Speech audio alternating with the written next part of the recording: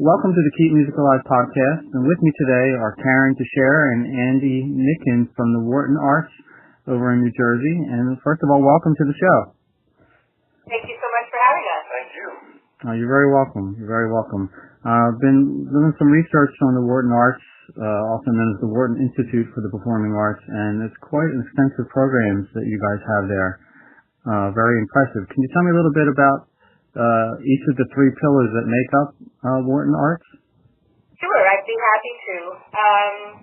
They kind of all evolved separately. At first, the New Jersey Youth Symphony was founded back in 1979 and grew from a fledgling orchestra of 65 students into one that had multiple orchestras. And concurrently, what was then called the Suburban Community Music School was founded in the early 1980s. And interestingly, they shared space on and off throughout the years. And finally, in 2011, they began talks of a merger, which was completed in 2012. So two organizations became one, and we decided to name it after the founder of the Suburban Community Music School, Judith Wharton. So we named it the Wharton Institute for the Performing Arts. And at the time that the two organizations were merging, they birthed a third but a third program called the Patterson Music Project, which is an El Sistema-inspired program. Patterson is a pretty down-and-out city in New Jersey, and many of its students do not have access to arts education at all. The public schools in 2011 totally wiped out music and arts from the school. Oh, wow. And, it was really tragic. And so we had conversations about this with some local funders, and we were really encouraged to start a program in Patterson. And we started work there with the charter school, the community charter school in Patterson. And with 30 or 35 kids, and now we're in 5 schools and have over 250 students. So it's really that's phenomenal. grown immensely in these 5 years, which to my mind just demonstrates how deeply it's needed and what an impact it's already making on the community and the kids and their families. So the Performing Arts School is a community music school, and we teach individual lessons. We have group classes. We have early childhood, a lot of beginning piano, violin, things like that for young students, and then they can advance all the way up through high school and then come back as adults. Yeah, I noticed that on the website. It definitely got my interest, the fact that you're not only serving kids and students, you're serving adult students as well, which I think is wonderful because, music is obviously very important for education for kids, for part of their development. But as adults, we need, the therapeutic benefits of playing music and continuing to be involved in the arts. And the fact that that's available to them, I think, is fabulous. Yeah, one of our cello students, she had taken cello when she was younger and then had gotten away from it, and she just found she commutes every day into New York City, and it's just, it's a demanding job. Very stressful. Really needed this, and she finds the time to practice because it is what feeds her soul. And I think for us, all of us, it's important. I know I'm a musician, and I'm still not very active, but try to be a little bit active as a musician. And Andy still performs as a guitarist, and he still teaches. So it's how I get my endorphins going, and I'm sure that that's true for a lot of folks. Yes, yeah. I might add also, I think the beauty of our organization is that the 3 programs are so very different yet the same. Yes. That we service, they're very different in who they service, but it's all to the same end, basically. Yeah, I find it fascinating how they came about, the two organizations merging and then kind of giving birth to the third initiative. And you're right, Andy, how the 3 initiatives, are different, but they kind of, I think, counterbalance each other, and you're covering a lot of area with those 3 initiatives. We are.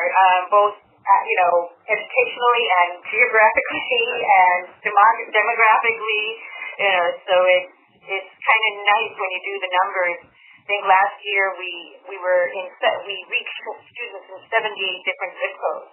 Oh my goodness.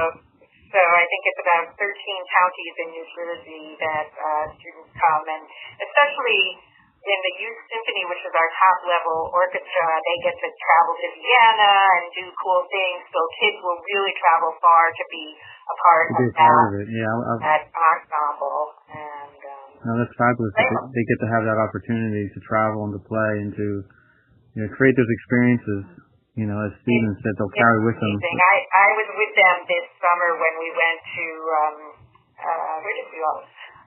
Budapest and Vienna. And oh wow! Vienna, the last concert was at the Schönberg Palace, which is where the Habsburgs lived and reigned for so many years.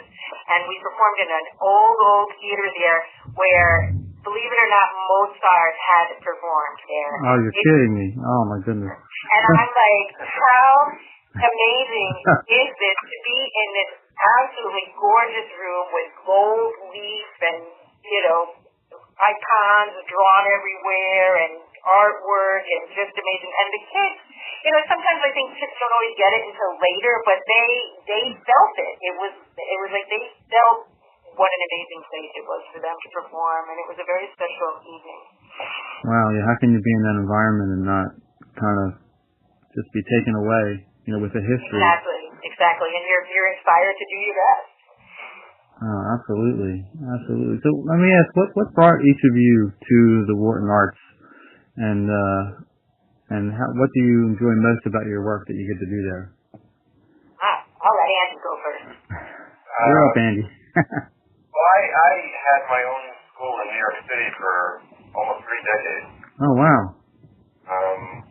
Right out of college into music school in New York, and I had partners, and eventually I ended up running it myself, and sold it in 2004, and I moved out to New Jersey, where I grew up, actually, initially in New Jersey, and started teaching at the Suburban Community Music Center. Oh, okay. Which then, as Cameron had told you, then became the Wharton Music Center. We were actually housed at the time with the New Jersey Youth Symphony, which was a separate organization. And then we moved over here to the next town over, Berkeley Heights, in our own building, and eventually ended up together, as the history has it. But I was teaching, and our previous executive director found out my experience of, administratively, and someone resigned, and he asked me if I would come on board, and I did. And the rest is history. I've been here ever since. Yeah. That's great. And are you still getting to do some teaching as well as part of the organization? I have, it's a good part of my day. I mean, I don't teach that much anymore. I only have, here about 9 or 10 students, but it's really, it's a great part of my day when I get to teach a little bit and do a little bit of performing. Makes me remember why I'm doing this. Right. Well, I was going to say, I think it's really important that you get to keep your hand in it, so that, you're grounded with, the purpose and mission of why you're there. Because there's really nothing like being able to share the gift of teaching children, how to play music, and watching the expressions on their face and the reactions, and seeing how much they really enjoy it, I have some adults too, Well, I'll tell you a little story. I'm actually down to one student right now because I have so much going on, and I really can't let go of him because he came to me when he was 80 years old, and he asked me, yeah, no kidding, he asked me if I could teach him how to play guitar. And I said, well, sure, why not? And 3 years later, he's still taking lessons, and he's playing songs everywhere from the 50s to probably the 80s, 90s. He's playing and singing along, and he's having the time of his life. And I think it's a big part of what's helping to keep him active is the music. I'm sure. Actually, that's our next big initiative into the senior population. Yeah. Because there are a lot of, musicians and groups that will go and perform at different senior homes and senior centers, but it would be interesting to see, and maybe there are some that are already out there providing, instruction in those environments. When I was at another school in the Midwest, and we started a program at an assisted living facility and a little band program, and it was amazing. You know, some of the people had played instruments in high school 50 years ago, others hadn't played at all, but what it did for them socially, you know, it just brought them out and created this bond between them all, and, you know, they were, you could tell what the melody was by the time they performed. You know, but it was just so much more than the music, but it's still thriving years later, and you know, they were doing some research, you know, if it was making a difference in cognition or maybe staving off dementia, and you know, right. It's all positive. Well, it's doing that for me. Yes. Yeah, it helps with the motor skills, their social skills, and builds their confidence, and makes them want to get up and be involved in other activities in addition to music. So how about you, Karen? How did you end up at Wharton Arts? Well, I've been a lot of places. It was a circuitous route, but and unlike Andy, even though I have a degree in music education, I was a terrible teacher. and I got out of college. I was like, I know I don't want to teach, you know, but I was very committed to music, and I knew what music education had done for me as a child, especially when I was in high school. It was so important that I had music education in my school. And so at that time, it was many years ago, there was not, arts administration wasn't really a field, right. But I fell into a job at our local orchestra in Poughkeepsie, New York, the Hudson Valley Philharmonic, and I mean, almost immediate, it was like, wow, this is what I'm meant to be, because I've always been, you know, organized and be able to see the big picture, and this was a way that I could combine my music, my love of music, right. with what needed to be done, and I could do it. So I was in that Hudson Valley area of New York State for many years, actually. I started at Hudson Valley, and then I went to a statewide, actually, arts advocacy group. And then I went back to Hudson Valley as the executive director. Oh, neat. And then a colleague flew me out to Los Angeles, and she said, I need you to come out here and work with me. And I ended up going to work with her at the Grammy Foundation. And oh, neat. That was right. An amazing learning experience, and met a lot of people, but it ultimately, I wasn't as close to the kids and the education and the product as I really wanted to be. And I ended up then going to the Chicago Symphony, where I ran the symphony chorus and the civic orchestra, which is their training orchestra. Uh-huh. And then up to Milwaukee, where I was the president of the Wisconsin Conservatory of Music, which is a community music school. And then I needed to get back east for some family reasons, and here I am in New Jersey. Who thought I would ever be in New Jersey, you know? But here I am, and it's great. I've been here just over 4 years, and I think that we've strengthened we put meat on the bones. You know, we really strengthened our programming, and we've strengthened our financial position. I'm not bragging about any of this because it all takes a team and a village. And sure, it takes a lot of work.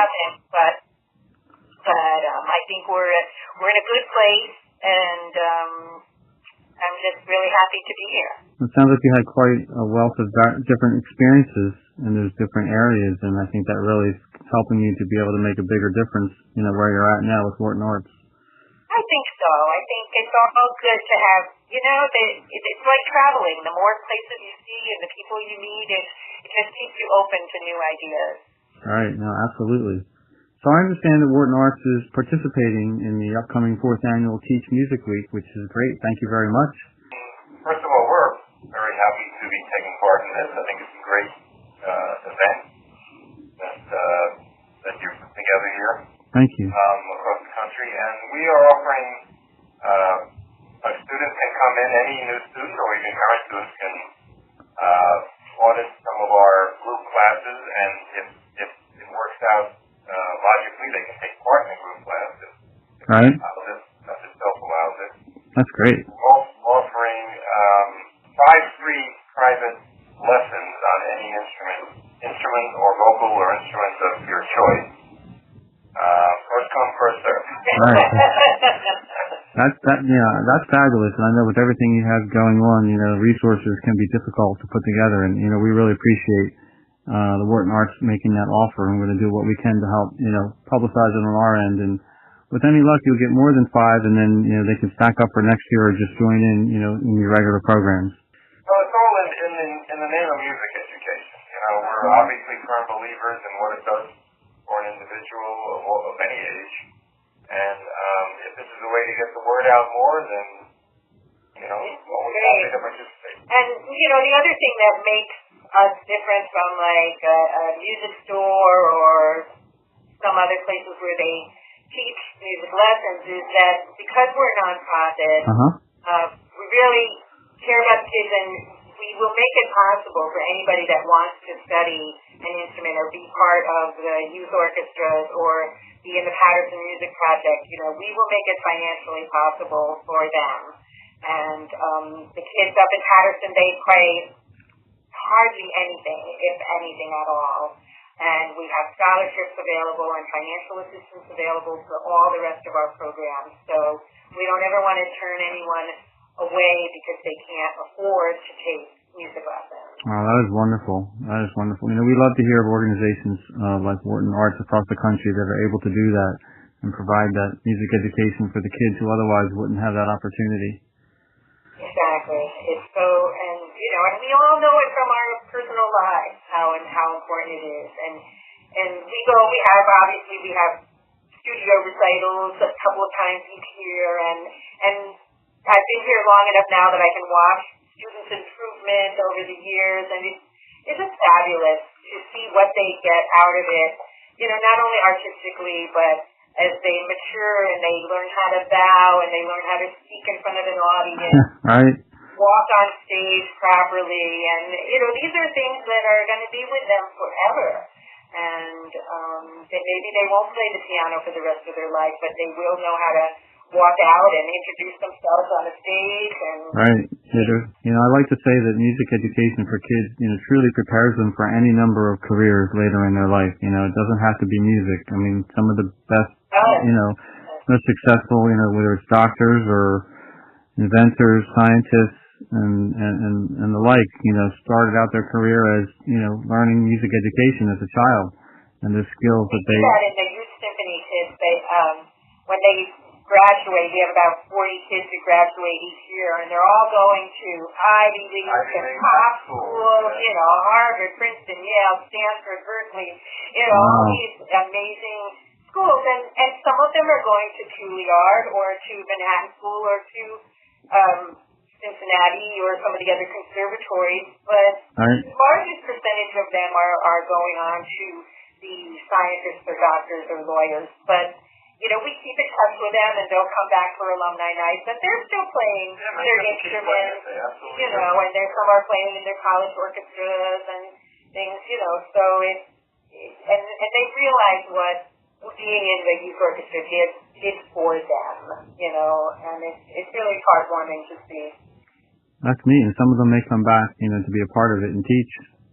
Exactly. And that's one of the real components of the Patterson Music Project is that the purpose there is really for social change, to try to get the students or the kids in Patterson to stay in school and to go to college and then to come back and be part of and be good citizens in Patterson. What's all about that circle of life. Yeah, it helps to change their mindset of what's really possible in life. Exactly.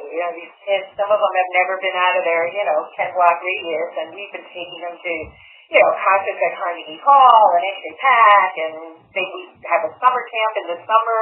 We're out in the, in beautiful mountains and lakes, and, they just don't have that opportunity otherwise. Oh, that's wonderful. You have alumni who teach you.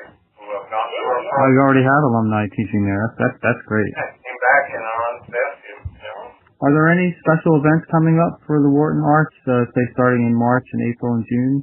I was going to say we have a gala this Friday. I see you have a huge gala coming up in a few days, but this will probably be out next week. One of the things we do in March every year is our Playathon Festival, and it started years ago as a New Jersey Youth Symphony fundraising event, and all the students, no matter from the little ones to the big kids, all get together and play a pop concert. And we now have to do it in the largest mall in New Jersey because we're up to almost 500 students. So that's a lot of kids playing their instruments at the same time. And, it's music, Star Wars, Superman, Pirates of the Caribbean, Harry Potter, things like that. So it's fun. And the little ones, they struggle. They can hardly play it, but the big ones carry them. And when we intersperse everybody, so there's a little one sitting next to an older kid, and they just love that. Oh, sure. Big brother, big sister. That is awesome. Exactly. And it's just a spectacle to see it. It's a spectacle to put together, too. Oh, I can't even imagine. When is that? Because I'm interested. That's on March 25th at the Mills at Jersey Gardens in Elizabeth, New Jersey. The day starts with a smaller ensemble performing throughout the mall from 1 o'clock to about 2:30, and then at 3 o'clock is the mass concert with everyone. We will definitely help spread the word about that, because that sounds phenomenal. Then when you see it, and you just, until you've witnessed it for yourself, it's kind of hard to believe. I love to watch the people walking in the mall when they come upon it, because if they've never seen it, their mouths drop open. There's 500 kids sitting there. I always say to the parents, it's quite 76 trombones, but it's probably 76 flutes. Sure. Never have we seen an orchestra so large, in a mall, let alone anywhere else.